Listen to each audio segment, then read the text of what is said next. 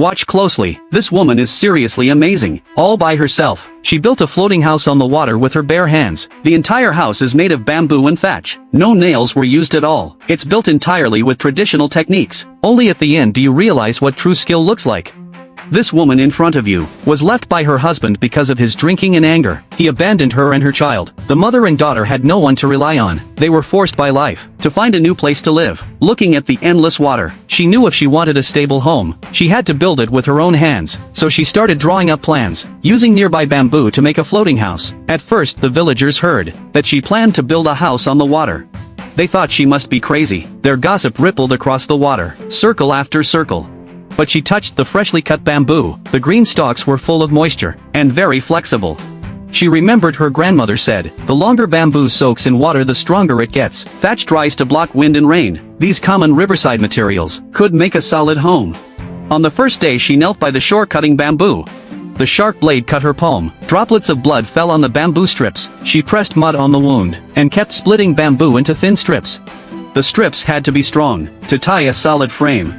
She laid thick bamboo poles side by side on the water, tied them tightly in a cross pattern, following her grandmother's method. The tighter the knot the stronger, like tying a heart-to-heart knot on the raft. When building the roof frame, she stood on the shaky bamboo raft, inserting bamboo poles into the water as upright supports, tying bamboo strips into a triangular roof frame.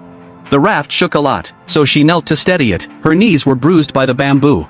But watching the frame rise gave her confidence. When tying, a bamboo strip suddenly snapped. She nearly fell in, grabbing a bamboo pole to steady herself. She wiped the water from her face and smiled. This water won't scare me. Laying the roof is detailed work.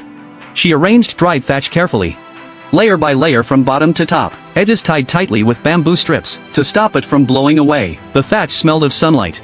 The roof looked like a thick cozy blanket. Just looking at it felt warm. Walls woven from thin bamboo strips, tightly woven, letting air in but blocking water. She even left a small window, perfect to watch the sunset over the water. For 10 days she got up at dawn, cutting bamboo, splitting strips, tying, worked until moonlight touched the water. Her child slept on a grass bed on the shore, watching her with wide eyes when awake. Those eyes gave her the strongest courage. Hand wounds scabbed and reopened, soles pierced by bamboo splinters. She acted like she didn't notice, her eyes on the slowly forming bamboo house. Last handful of thatch on the roof. She stood in the center, the bamboo raft steady underfoot. A breeze through the bamboo walls, cool and refreshing. The house floated on the water like a giant lotus leaf. Green bamboo, golden thatch, glowing in sunlight. Passing villagers in small boats touched the house corners. It didn't move an inch. Amazed by her skill, better than an old shipbuilder, she held her child and entered, sat on a small bamboo stool, watching the reflection on the water. She smiled.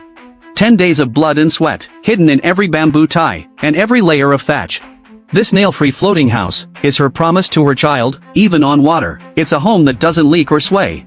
True skill comes from ordinary people. Sometimes in desperate situations, they turn simple things into symbols of hope. When the bamboo gently sways, it rocks like a cradle. Who can say, this isn't life's greatest gift to the brave? Next, let's sit back and watch how she builds it step by step.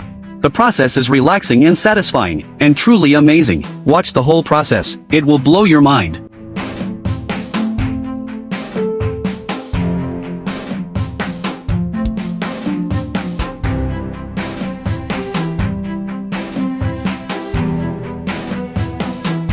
After 10 days and nights, her hand-built floating house was almost done. Since you've watched the whole process, don't be shy to give a little love. Support this amazing craftswoman. Your encouragement is what keeps artisans creating. Thank you so much. Watching the full process is honestly unbelievable. A fair-skinned, beautiful woman with such incredible hands-on skill. Seeing her results, she feels full of pride. No matter how tough the process, anything you start, finish it. Treat every task seriously. Leave no regrets. So if you had to rate this work out of 100, what would you give?